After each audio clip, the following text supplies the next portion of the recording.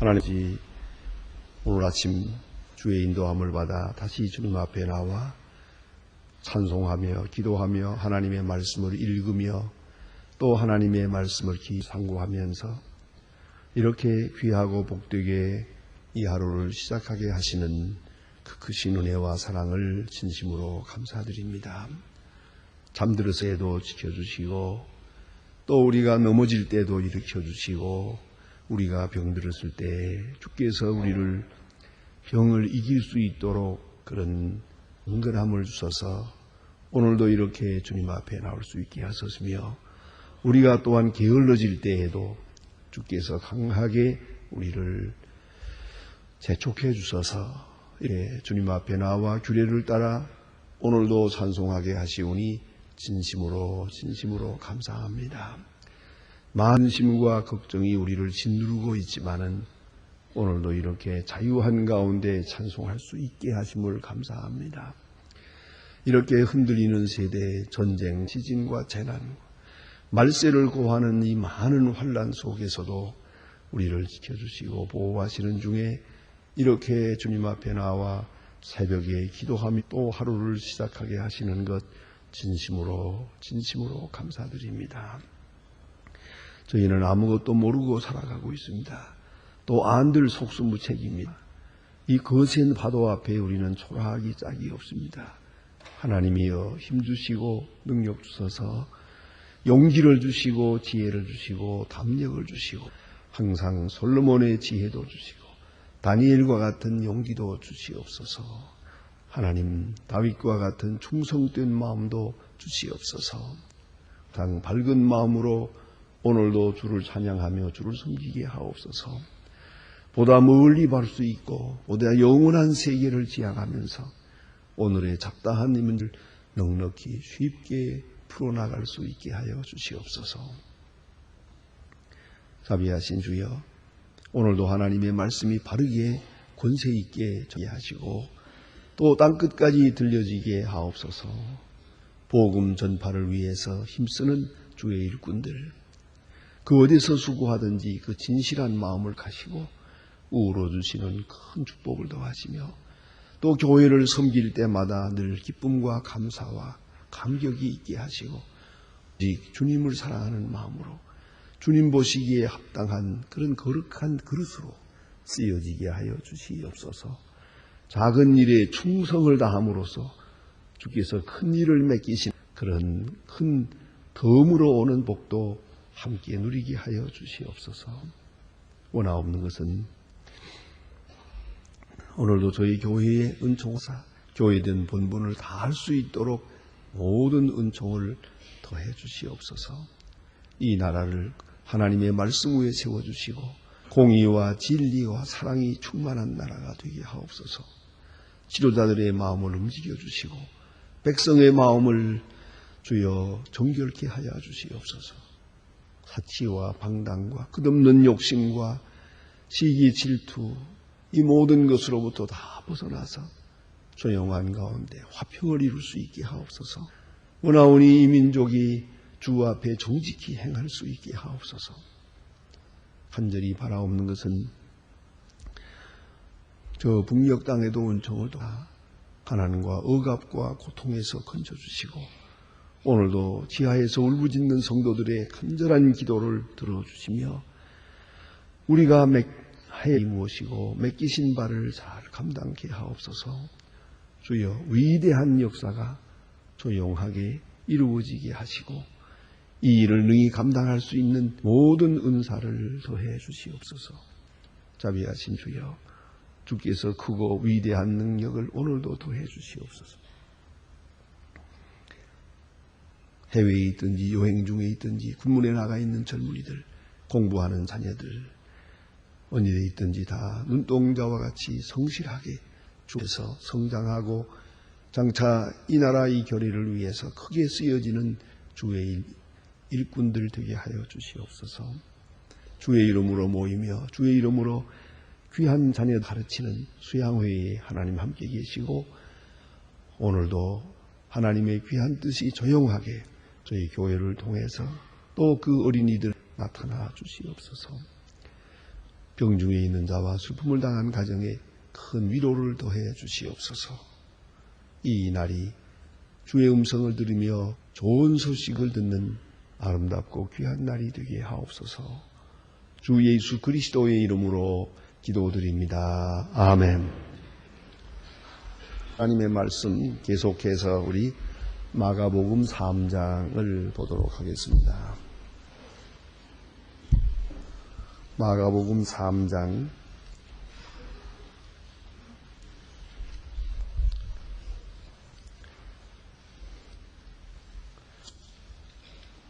마가복음 3장 이렇게 보겠습니다. 오늘은 20절로부터 21절 그리고 31절로부터 35절 이렇게 봅니다. 20절로부터 먼저 시작하겠습니다. 집에 들어가시니 무리가 다시 모이고 식사할 겨우 없는지라 예수의 친족들이 듣고 불러 나오니 이는 그가 미쳤다 하미로라. 거기까지만 보고요. 이제 건너서 31절부터 보면 때에 예수의 모친과 동생들이 와서 밖에 서서 사람을 보내어 예수를 부르니 이는 그가 예수를 둘러 앉았다가 여짜오. 보소서 당신의 모친과 동생들이 누구를 그래서 찾나이다. 대답하되 누가 내 모친이며 내 동생이 둘러 앉은 자들에게서 둘러보시고 알았어. 내 모친과 내 동생을 보라. 누구든지 하나님의 뜻대로 하는 자는 내 형제요 내 자매요 내 모친이라. 아멘. 오늘 본문 가운데 있는 말씀은 이제 님과 예수님의 가족들과의 관계, 그 친척과의 관계를 이제 잠깐 보여주는 그런 말씀이옵니다. 나 예수님께서는 이 조그마한 사건, 다시 말하면 예수님께서 복음을 전하고 계실 때 예수님의 동생, 친척들과 또 그 마리아까지도 예수님을 잠깐 방문한 것 같습니다. 그 찾아와서 만나는 바로 그런 잠깐 되는 하나의 사건 속에서도 예수님께서는 소중한 아주 깊은 진리를 우리에게 가르쳐주고 계십니다. 자, 여기 보면 예수님의 가족들, 어머니와 그 동생들 여기 하고 있는데 그 친족들이 예수님께 대해서 걱정을 하게 됐습니다. 30년 동안 같이 이렇게 가정생활을 할 때는 아주 큰 존경과 신뢰를 받으며 지낸 줄 압니다만은 이제 공생활에 나서서 복음을 전하게 되는데 많은 병자를 고친다. 또 고치는 걸 알고 저들은 너무 감격했습니다. 그때마다 저는 생각합니다. 이것은 바로 메시아다. 메시아가 오셨다. 이제 메시아의 역사를 조용조용히 시작하고 계시는 것이다. 그래서 그 거룩한 역사가 점점 확장되어서 마침내 온 민족 나라가 다 그리스도에게로 돌아오고 온 세계가 그리스도의 왕국으로 바꾸어지기를 바라는 그런 간절한 기대 속에서 조용히 지고 있습니다. 많은 병자를 고치고 귀한 말씀들을 하시고 그 인기가 점점 넓어지고 높아질 때 어머니와 형제들의 마음은 흐뭇했습니다. 너무 기뻤습니다. 그러나 여기서 이제 몇 가지 문제가 있습니다. 그것은 왜냐하면 이런 조언이 있을 때 호사다마입니다. 또 반대로 좋지 않은 소식이 들려왔습니다. 그것은 어떤 사람들이 말하고 점점 전해지는 예수가 미쳤다. 예수가 귀신 들렸다. 귀신 들려서 병 고치는 거래. 귀신 들려서 귀신을 내쫓을 수 있는 거래. 이런 소문이 자꾸 들려옵니다. 얼마나 마음이 아프겠습니까? 참 그 기대했던 것보다 너무 이건 좀 두렵고 떨리는 이야기거든요. 그래서 이분들이 예수님 앞에 찾아오게 됩니다. 또 하나는 여기 보니까 이 사람들이 너무 사람들이 많이 모여서 보니 식사할 겨를도 없는지라 그랬어요. 이것 또한 예수님의 친척들에게는 근심거리예요.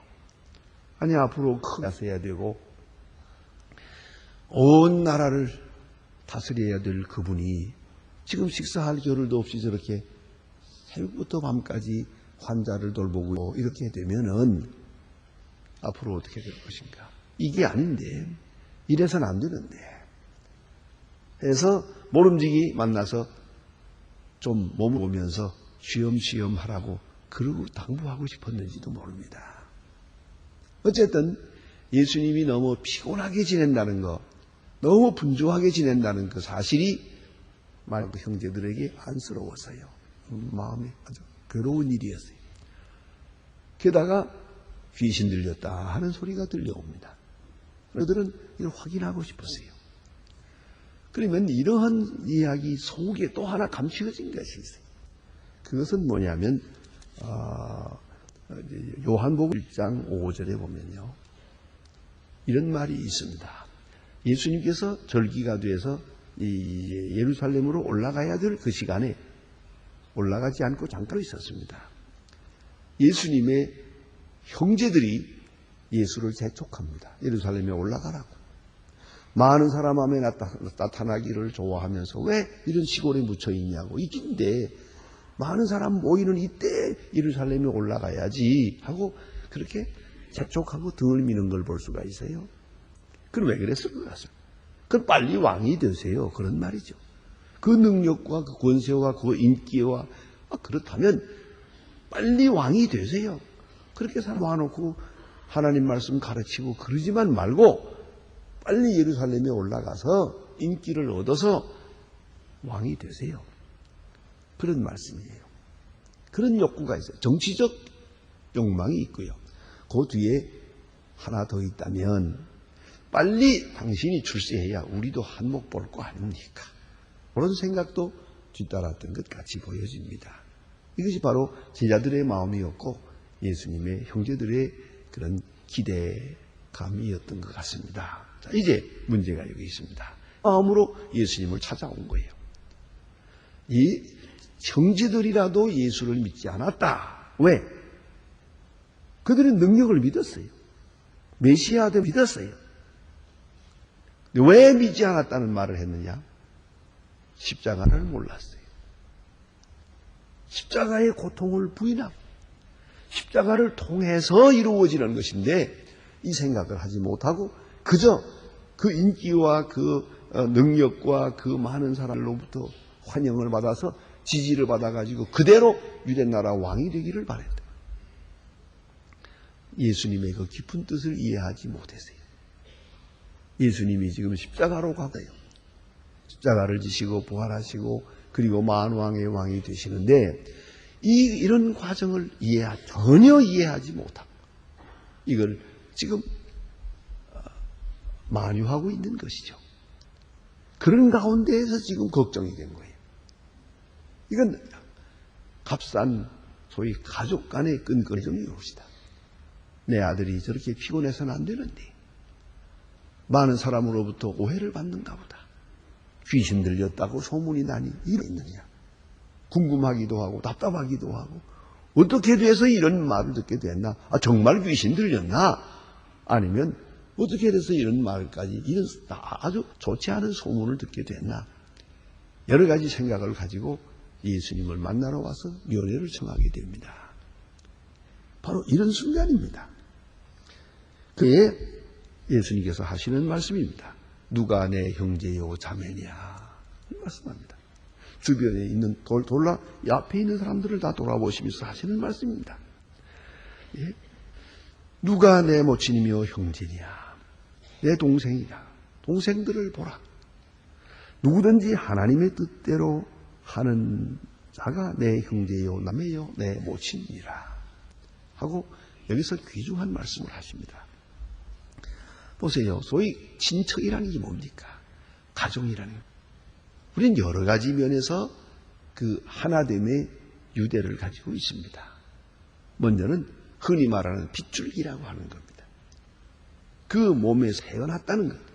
그리고 신이 말하기를 내가 젖을 먹였다, 옷을 입혔다, 공부를 시켰다, 학비를 주었다, 돌보았다 이런 것이에요.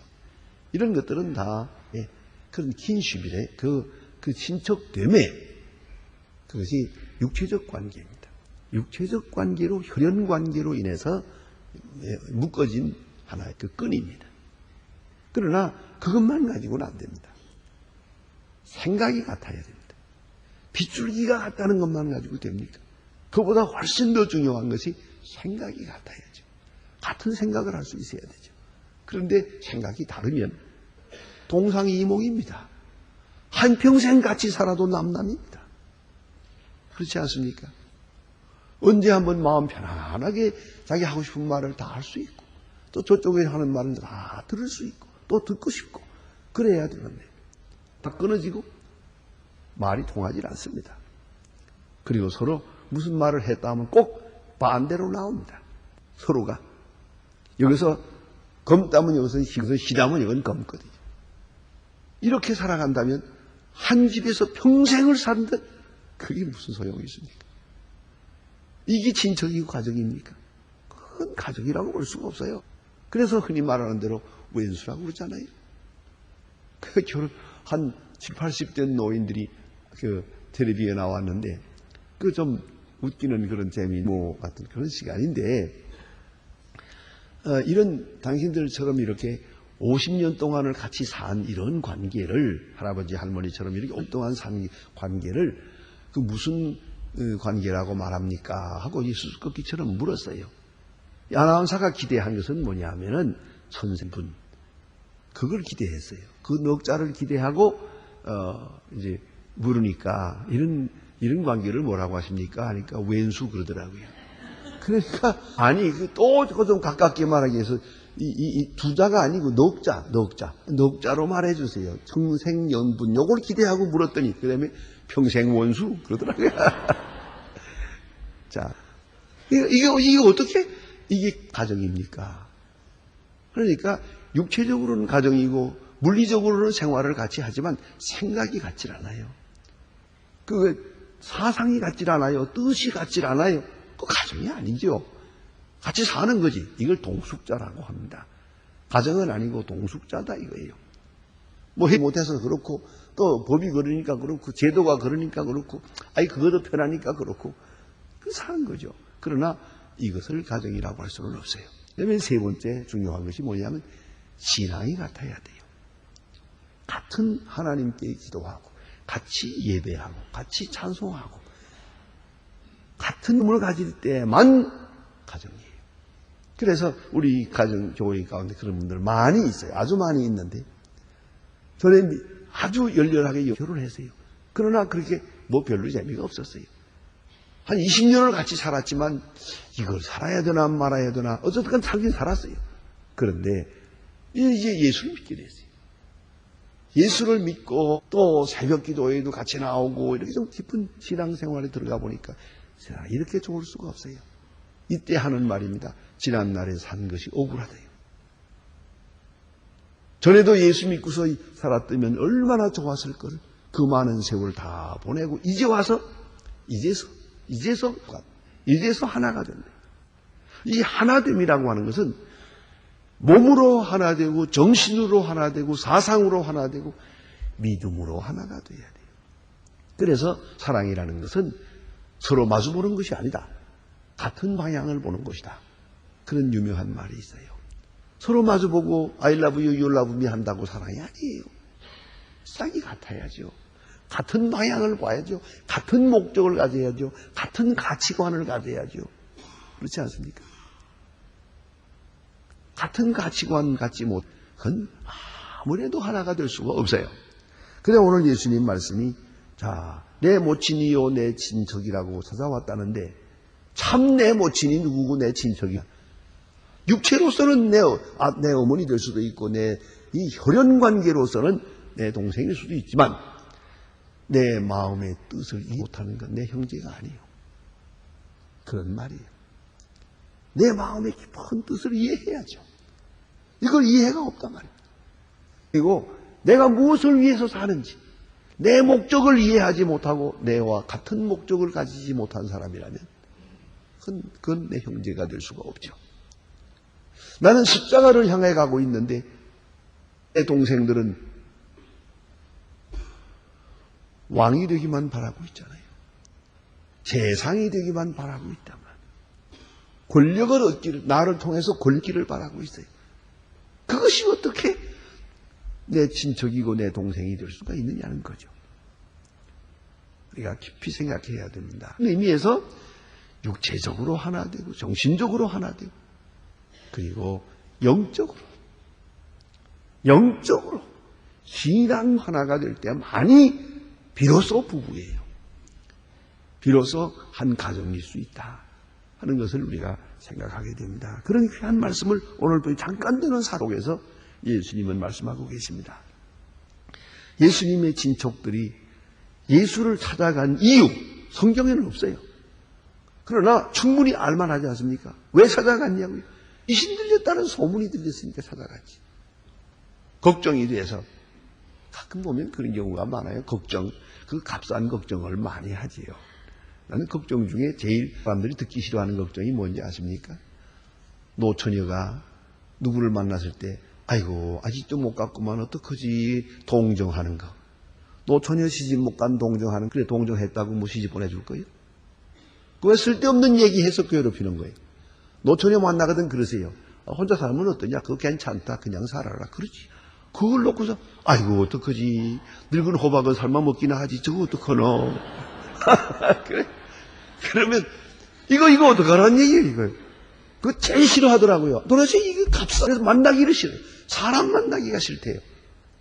그래 어떤 분은 보니까 어머니가 나가는 교회 안 나가는 노처녀가 있더라고요. 어머니하고 같이 나가면 전부 만나가지고 야야 아직도 못 갔냐? 어떡하냐? 그런다. 에이라 모르겠다. 딴 교회 나간다. 아주 그게 싫어서 제발 이런 값싼 동료 하지 마세요. 그것처럼 맹랑하고 어려운 게 없어요. 그렇게 쉽게 얘기하려고 그러죠.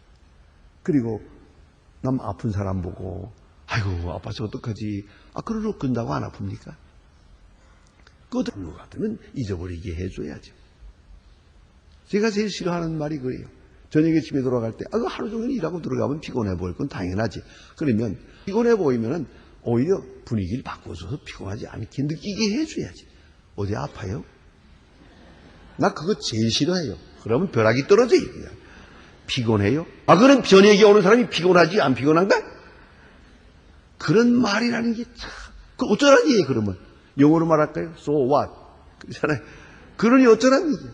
So what it's me? 그 알 없는 말이에요. 그런 값싼 거, 자기 편에서 그냥 느끼는 대로 말해버리는 거, 무책임한 아주 좋지 않은 말이에요. 그걸 우리가 생각해야 돼요. 예수님 결정적인 시간에도 그런 말씀하셨어요. 십자가를 지고 골고다로 향할 때 예루살렘의 여자들이 많이 따라오면서 울었잖아요. 예? 아이고 뭐라고 소축을 그러면서 울었는지 몰라요. 그러나 예수님 말씀하십니다. 나를 위해 울지 말고 너와 너 자녀를 위해서 울어라. 나를 울지 마라. 이게 무슨 말입니까? 너희들이 내 뜻을 알았다면 내가 십자가를 지우는 이유를 바로 나와 같이 생각했다면 울어. 지금 찬송 불러야지. 그런데 값싼 눈물방울이나 흘리고 있다. 그게 무슨 사랑인 줄 아느냐? 집어치워라. 너와 네 자녀를 위해서 울어라. 이거 얼마나 강한 말씀입니까?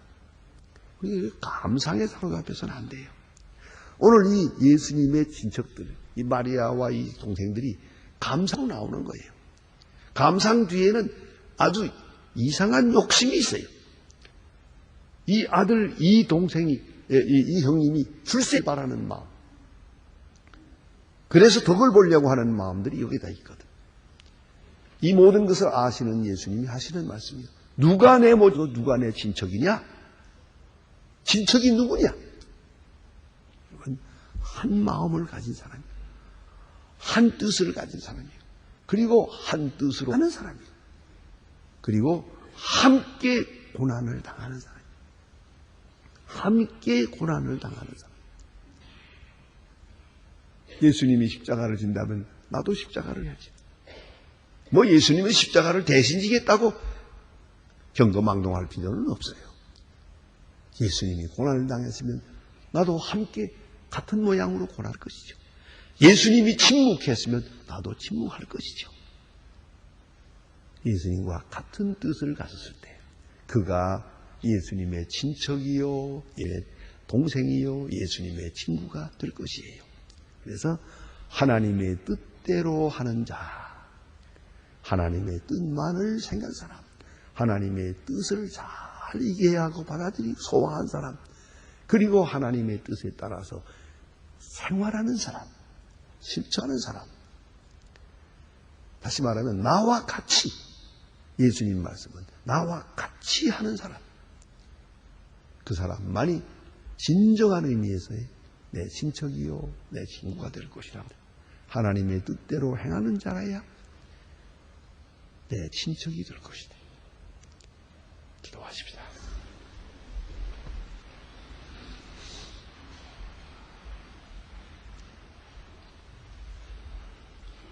하늘에 계신 우리 아버지시여, 이름이 거룩히 여김을 받으시오며 나라 뜻이 하늘에서 이룬 것 같이 땅에서도 이루어지이다. 오늘날 우리에게 일용할 양식을 주옵시고 우리가 우리에게 죄진 자를 사해 준 것 같이 우리를 사해 주옵시고 우리를 시험에 들게 하지 마옵시고 다만 악에서 구하옵소서. 나라와 권세와 영광이 아버지께 영원히 있사옵나이다. 아멘.